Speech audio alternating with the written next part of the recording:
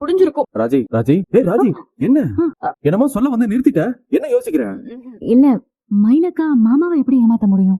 அதான் எனக்கும் புரியல. அண்ணனும் எதுவும் சரியா சொல்ல மாட்டேங்குது. கேட்டா முடிவே இல்லாத கதை என்னமோ சொல்லுது. என் கதைக்கும் ஏதாவது முடிவு வரும்னு சொல்லுது. ஒண்ணுமே புரியல. என்ன பிரச்சனையா இருந்தாலும் சரி, யார் ஏமாத்தி இருந்தாலும் சரி, எல்லாமே உடனே முடிவுக்கு வரணும். எனக்கு ஒரே ஒரு விஷயம் தான், அண்ணன் முன்ன இருந்த மாதிரி சந்தோஷமா இருக்கணும். அதெல்லாம் மாமா சந்தோஷமா தான் இருப்பாங்க, நீ கவலைப்படாதீங்க. மதியத்துக்கு என்னத்த பண்ணிருக்கிய?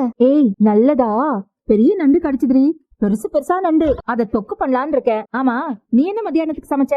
லெமன் சாதமும் உருளைக்கிழங்கு பொரியலும் அத்தை. ஓ ஆமா, அதெல்லாம் என் மகன் தொண்டையில இறங்கவே இறங்காதே. இப்பதான் வேற வழி இல்லையே, சாப்பிட்டு தானே ஆகணும். சரி வேணும்னா அவங்க 2 பேருக்கு நண்டு தொக்கு கொடுத்து விடவா? அது ஹலோ ஹலோ வேணாம் அத்தை, எதுக்கு உங்களுக்கு சிரமம்? இதுல என்னடி சிரமம், நான் கொடுத்து விடுறேன். Please please. இல்ல அத்தை பரவாயில்ல. சரி ஏதாவது வேணும்னா கேளு.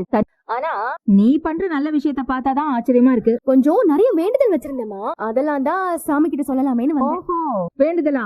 அப்படி என்னமா வேண்டுதல்? ஒரு புது சுடிதார் ஒண்ணு ஆன்லைன்ல பார்த்து வச்சிருக்கேன், அத நீ எனக்கு வாங்கி தரணும்னு ஒரு வேண்டுதல். அப்புறம் கம்மல், பச்சை கலர் கல் வச்சது. கம்மலா? ஆமா, தங்கம்லாம் இல்லம்மா, சும்மா கவரிங், அத வாங்கணும்னு ஒரு வேண்டுதல். ஏண்டி அவன் நல்ல படிப்பு வரணும், மார்க் வாங்கணும், நல்ல வேலைக்கு போகணும்னு ஆசைப்படுவாங்க.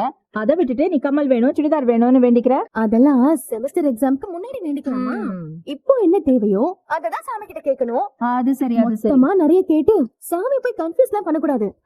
அது சரி, அது சரி.